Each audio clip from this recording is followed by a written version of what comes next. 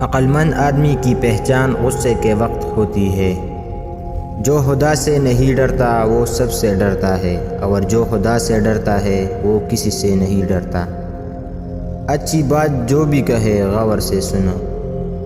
تحریر ایک خاموش آواز ہے اور قلم ہاتھ کی زبان ہے۔ جھوٹ تمام گناہوں کی ماں اور سچ سب برائیوں کا علاج ہے۔ جب تک تم بھوک سے بیتاب نہ ہو جاؤ، اس وقت تک کبھی کھانا نہ کھاؤ۔ غصہ کبھی کبھی قابل سے قابل انسان کو بیوقوف بنا دیتا ہے۔ جس بیماری کا سبب معلوم ہو، اس کی شفا بھی موجود ہے۔ سب کو مہربانی سے ملو، کیونکہ ہر شخص اپنی زندگی میں کسی جنگ میں مصروف ہے۔ میں کسی کو کچھ بھی نہیں سکھا سکتا، میں صرف لوگوں کو سوچنے پر مجبور کرتا ہوں۔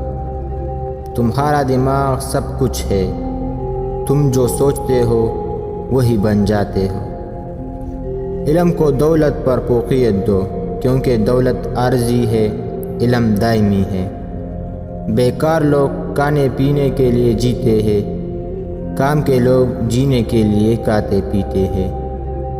شادی ضرور کرو، اگر تمہیں اچھی بیوی ملی تو خوش ہو جاؤ، بری ملی تو پلسبی بن جاؤ گے۔